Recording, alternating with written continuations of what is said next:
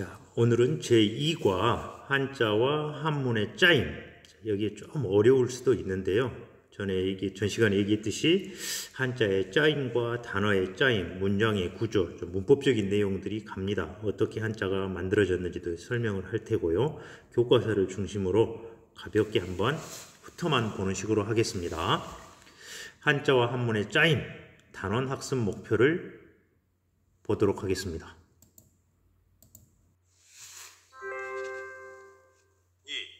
한자와 한문의 짜임. 이 단원에서 내 목표는 한자의 짜임을 구별하기, 단어의 짜임을 구별하기, 문장의 구조를 구별하기. 한자는 어떤 방법으로 만들어졌을까?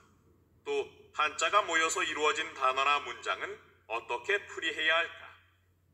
한자와 단어, 문장을 이루는 요소들 간의 기본적인 짜임과 구조를 익히면 한문을 풀이하고 이해하는 데 도움이 된다.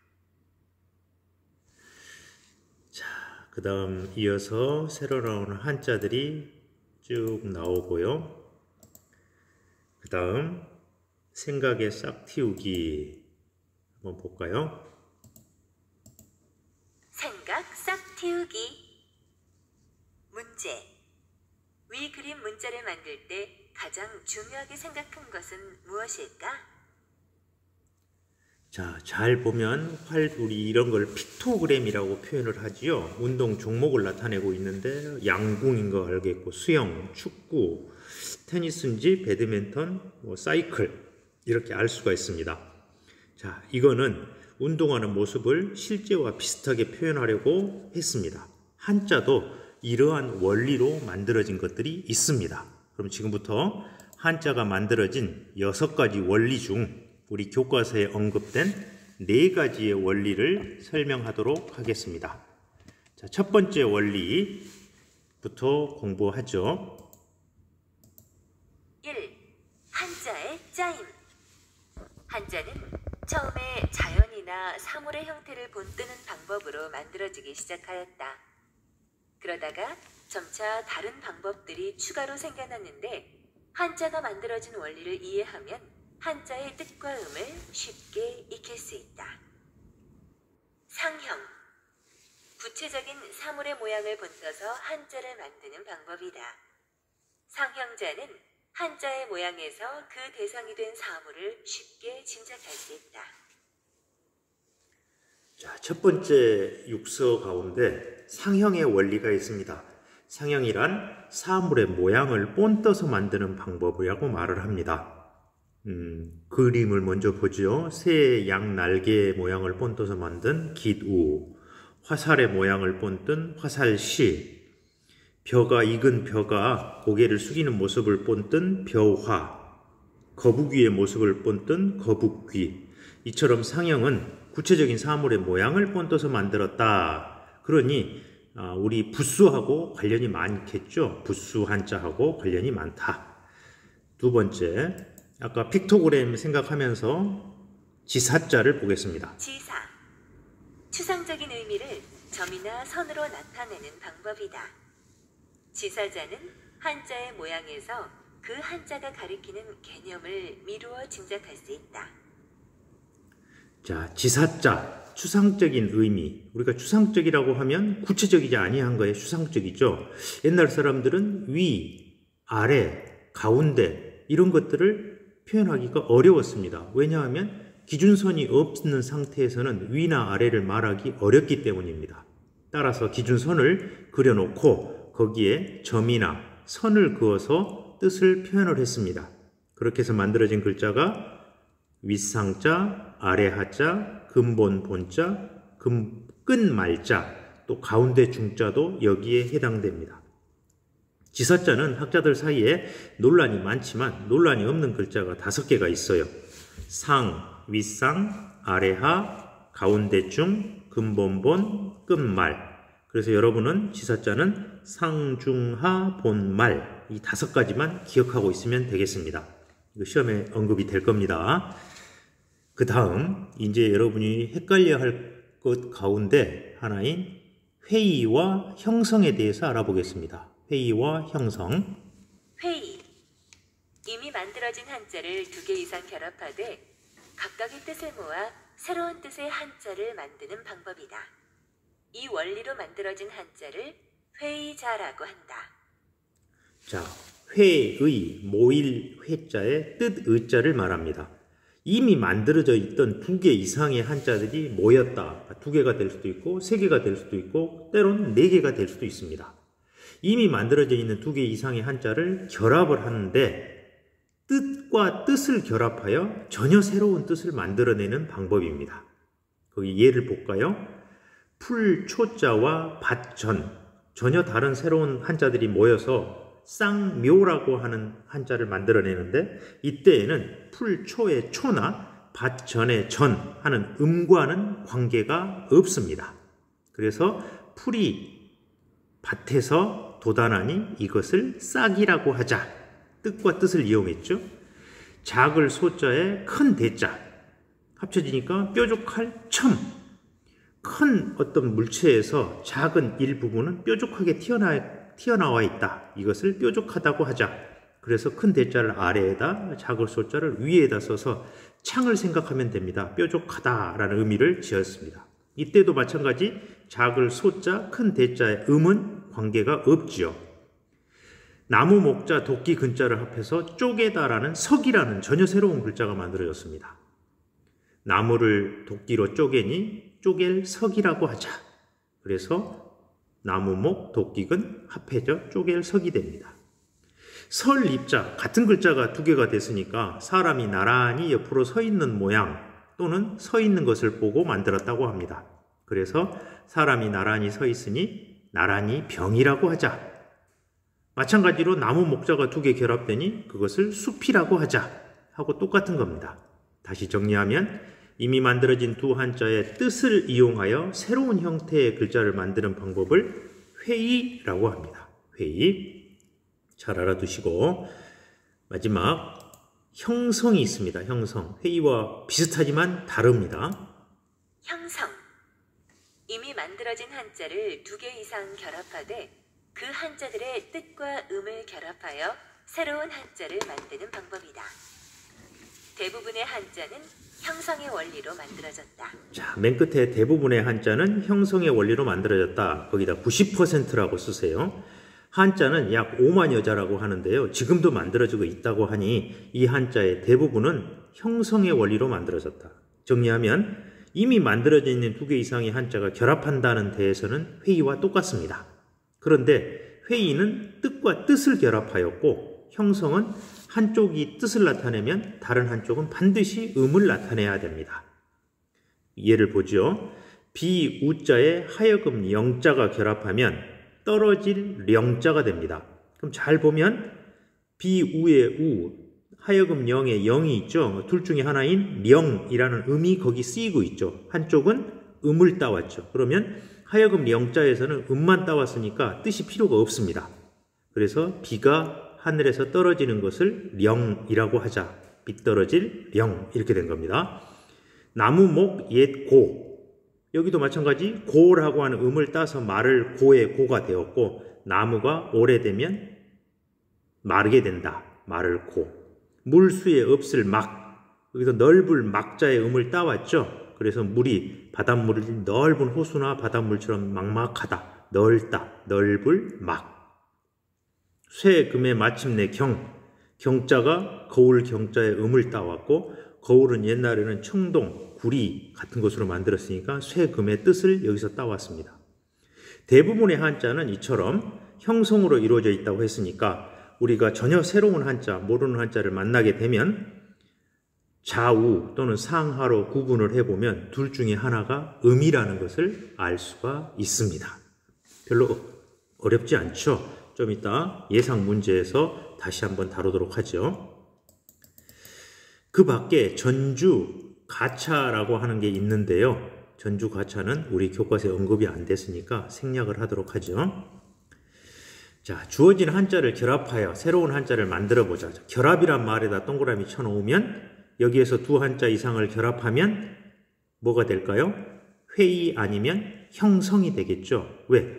회의와 형성은 두 새로운 한자들을 합쳐서 만든다고 그랬으니까 결합의 원리가 되겠습니다.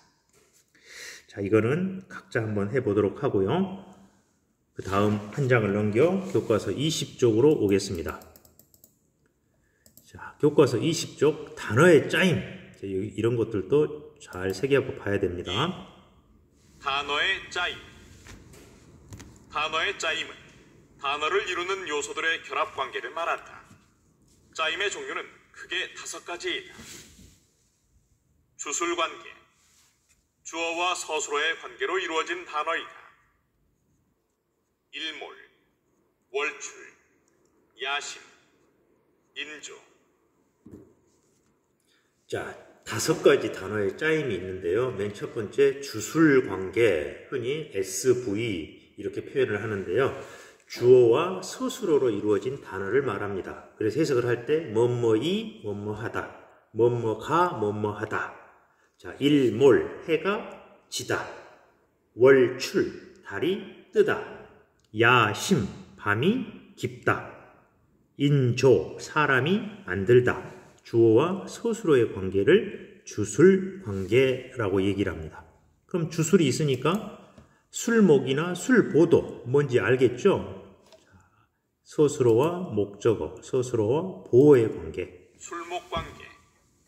서술어와 목적어의 관계로 이루어진 단어이다. 식목, 집파, 폐업, 방역. 술보 관계. 서술어와 보어의 관계로 이루어진 단어이다. 침수, 타정, 응모, 수상. 자, 술목 관계 해석을 할 때 뒤에서 앞으로 우리 한글 어순과 다른 게 2가지가 있는데 그게 술목과 술보예요. 우리 어순은 앞에서 뒤로 이렇게 가지만 술목, 술보는 보어나 목적어나 보어를 먼저 해석을 하고 서술어를 나중에 해석을 한다는 차이가 있다는 것 꼭 알아두시고, 술목 관계는 을을, 뭐뭐를, 을로 해석된다는 겁니다. 그럼 식목, 뒤에서 앞으로 하죠. 나무를 심다. 집파, 짐을 모으다. 폐업, 일을 그만두다. 방역, 전염병을 막다. 을로 해석되면 서술어와 목적어의 관계, 술목. 그 다음에 술보 관계, 서술어와 보어의 관계로 이루어지는데요. 이건 역시 우리말 어순과 다르다는 거니, 침수, 물에 잠기다. 뭐뭐에로 해석된다는 거. 뭐뭇이 많다, 뭐뭇이 적다. 이렇게. 다정, 정이 많다. 응모, 모집에 응하다. 수상, 보통과 다르다. 술보 관계는 술목 관계와 더불어 우리말 어순과 다르다라는 사실. 문제 하나 적어볼까요? 다음 단어의 짜임 중 우리말 어순과 다른 것은, 그러면 술목이나 술보 관계를 찾으란 얘기입니다. 잘 기억해 두세요. 이제 병렬 관계라는 게 있습니다. 병렬에는 크게 3가지가 있는데요. 보겠습니다. 병렬 관계. 성분이 같은 말들이 나란히 놓여 이루어진 단어이다. 뜻이 서로 비슷하거나 반대인 관계 또는 뜻이 대등한 관계로 구성된다. 가요, 유연, 표리, 진위, 전답, 금수. 자, 병렬 관계 거기 보면 뜻이 비슷하거나, 자, 비슷하다 밑줄 치고 유사 관계라고 써 놓으시고, 반대인 관계, 대립 관계 또는 대등한 관계, 대등 관계 이렇게 써 놓으시고, 거기 3가지로 되어 있죠. 첫 번째, 노래 하게 되면 노래가, 노래요. 그럼 비슷한 관계니까 유사라고 써 놓으시면 됩니다. 유연, 부드러울 유, 부드러울 연. 이것도 유사가 되겠죠. 표리, 겉표, 속리, 대립. 진위, 참진, 거짓위, 대립. 전답, 밭전, 논답, 밭과 논, 논과 밭, 대등. 금수, 날짐승과 길짐승, 대등. 그 다음 마지막으로 수식 관계가 있습니다. 가장 많은 것 중에 하나인데요. 수식 관계. 꾸며주는 말과 꾸밈을 받는 말로 이루어진 단어이다. 방연, 동방, 연근, 간신, 계피, 분신. 자, 수식 관계는 대부분 앞에 단어가 뒤에 말을 꾸며줍니다. 꾸밈을 받는 말, 수식어와 피수식어의 관계로 나누는데 때에 따라서는 뒤에서 앞으로 수식하기도 합니다. 방년, 꽃다운 나이, 꽃다울 방, 나이년. 동방, 동쪽 동, 나라방, 동쪽의 나라. 연근, 연꽃연, 뿌리근, 연꽃 뿌리. 간신, 간사할 간, 신하신, 간사한 신하. 계피, 개수나무계, 거죽피, 껍질 피니까 개수나무 껍질. 분식, 가루분, 밀가루분, 먹을 식, 음식식, 밀가루로 된 음식. 이 수식관계는 앞에서도 꾸밀 수도 있고 뒤에서도 꾸밀 수 있다는 사실 언급했습니다. 자, 거기에 보면 제시된 단어의 짜임을 잘못 이해한 사람. 양지, 변양, 땅지니까 기역, 양지, 볕이 잘 드는 땅 맞습니다. 니은, 앞에서 순서대로 풀이한다. 볕양, 땅지 맞죠? 디귿, 주술관계는 주어와 소수로인데요. 양지는 수식관계인데요. 그치? 볕이 잘 드는 땅. 그래서 틀렸습니다. 양이 지를 꾸며주고 있다. 수식관계 맞습니다. 자, 그 다음 장을 보겠습니다. 갑자기 많이 가버렸네요. 자, 그 다음 장. 문장의 구조입니다. 아까 짜임을 할 때 주술 관계, 술목 관계 그랬죠? 그런데 이제 그것이 구조로 바뀌면 문장이 되는 겁니다. 들어봅시다. 문장의 구조. 문장의 구조는 문장을 이루는 성분들의 결합 방식을 말한다. 대표적인 문장 성분으로는 주어, 서술어, 목적어, 보어가 있다. 주술구조. 주어와 서술어의 관계로 이루어진 문장 구조이다. 공자문. 자, 주술구조, 그 다음 주술목, 주술보, 주술목보 이 네 가지가 문장 구조의 기본을 이루는데요. 주요 문장 성분인 주어, 서술어, 목적어, 보어 이 네 가지가 서로 결합하는 경우를 말합니다. 대표적인 첫 번째 사례가 주어와 서술어의 결합인 주술구조 문장입니다. 그래서 예를 봅시다. 공자문 그러면 공자가 물었다. 그래서 공자가 주어가 되고 물을 문자가 서술어가 되는 이런 관계를 주술구조라고 한다. 그 다음 주술목 구조와 주술보 구조입니다. 주술목 구조. 주어, 서술어, 목적어의 관계로 이루어진 문장 구조이다. 공자문예. 주술보 구조. 주어, 서술어, 보어의 관계로 이루어진 문장 구조이다. 공자문어노자. 자, 주술목은 아까 주어 서술어에 목적어가 하나 더 온 경우입니다. 공자문, 공자가 물었다. 을로 해석되면 목적어라고 그랬죠. 예를 물었다. 그래서 주어, 서술어, 목적어, 주술목 구조. 그런데 거기에 보어가 오는 경우도 있죠. 목적어 대신에 보어. 보어는 에게로 해석된다고 그랬죠. 주술 보니까 공자문예, 문어노자. 공자가 물었다. 주어, 서술어, 노자, 노자에게. 그럼 얘가 보호가 됩니다. 이 경우를 주술보 구조라고 하죠. 그럼 이 네 가지가 합해지는 경우도 있겠네요. 주술, 목보 구조. 주술, 목보 구조. 주어, 서술어, 목적어, 보어의 관계로 이루어진 문장 구조이다. 공자문예어노자. 공자, 주어, 문, 서술어, 예, 목적어, 어노자, 보어. 다시 정리하면 주술, 주술목, 주술보, 주술목보. 때에 따라서는 목적어 보어의 위치가 바뀌어서 주술, 보목 구조도 발생을 하는 경우가 있습니다. 실천 열매 맺기가 나오네요. 자, 아까 공자, 문, 노자를 생각하면 똑같은 형태를 알 수가 있습니다. 형제, 던질, 투, 금, 수, 형제, 투, 금, 수라고 하는 문장인데요. 주술 구조는 형제, 투가 되겠죠. 형제가 던졌다. 주술 목으로 하면 무엇을 했으니까 형제, 투, 금. 그럼 형제가 금을 던졌다. 보호로 하면 형제, 투, 수. 형제가 물에 던졌다. 목적어 보호를 다 넣으면 형제, 투금, 수. 형제가 뒤에서 앞으로 강물에 금을 던졌다. 이러한 것을 문장의 구조라고 표현을 합니다. 좀 어렵게 생각하지 마시고 이건 수업 시간에 선생님이랑 같이 언급하면 쉽게 해결됩니다. 연습 문제 4개를 같이 한번 보죠. 픽토그램 이란 단어가 나오고 다음 내용의 원리로 만들어지는 한자. 아까 추상적인 것을 점이나 선을 이용하여 것을 지사라고 했고 구체적인 사물의 모양을 본떴다. 사물의 모양을 본떴다. 자, 상형자를 찾으면 되겠죠.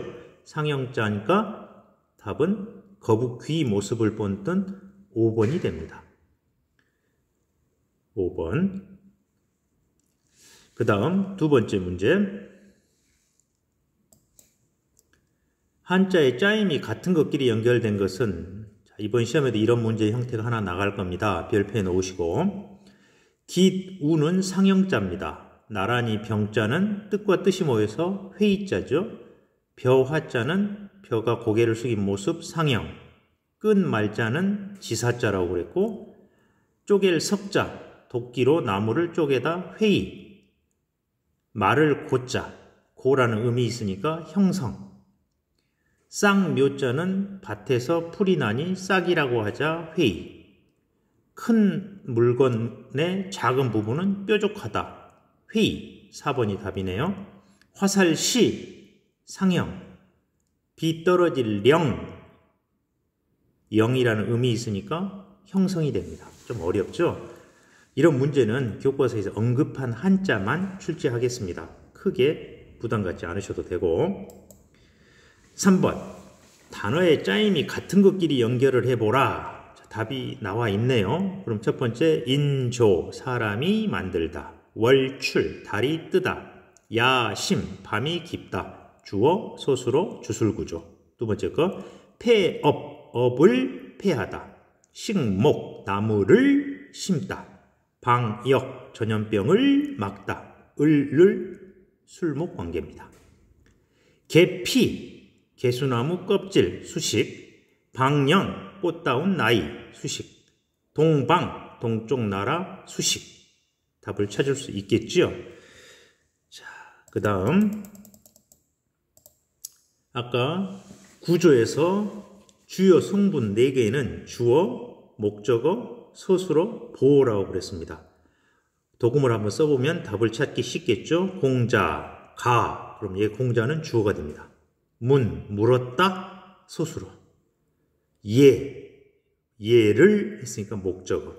누구에게? 노자에게 보어가 됩니다. 그래서 이 문장 구조는 주, 술, 목, 보 구조. 알아두시면 좋겠고. 25쪽에 보면 오늘 배운 것들을 OX로 답하는 문제입니다. 한번 같이 해볼까요?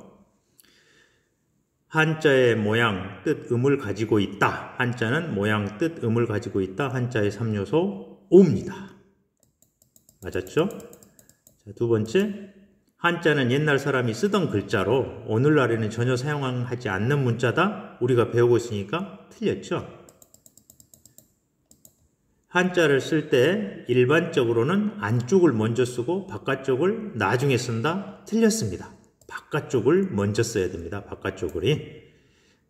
그 다음 자전에서 부수색인으로 명을 찾으려면 부수 중에 나릴의 쪽수를 확인해야 된다. 맞죠? 밝을 명자의 부수는 나릴이니까 나릴이 사획이라는 쪽수를 확인해야겠죠. 그 다음 형성은 한자를 만드는 원리로 사물의 모양을 본떠. 사물의 모양을 본뜬 것은 상형입니다. 상형 틀렸죠? 상하와 같이 추상적 의미를 점이나 선을 이용하여 나타내는 글자를 지사자라고 한다. 맞습니다. 지사자는 선생님이 5개밖에 없다고 그랬습니다. 상중하 본말. 다정은 정이 많음이란 뜻으로 주술관계가 아니라 많다 적다는 술보관계입니다. 술보관계. 틀렸죠? 형제 투금은 형제가 금을 던졌다니까 주어, 서술어, 목적어의 문장입니다. 자, 오늘은 여기까지 하고 수고하셨습니다. 2시간 분량을 올려놓고 다음 시간에는 여러분이 1과부터 6과과 7과까지 예상 문제를 출력을 해서 선생님 수업을 영상으로 문제의 설명을 시간 되는 데까지 하도록 할 테니까 꼭 출력해서 준비해 오시면 좋겠습니다. 내일은 1, 2, 3과에 다음 시간은 1, 2, 3과 예상 문제를 설명을 하도록 하겠습니다. 꼭 준비해 오셔야 됩니다. 수고하셨습니다.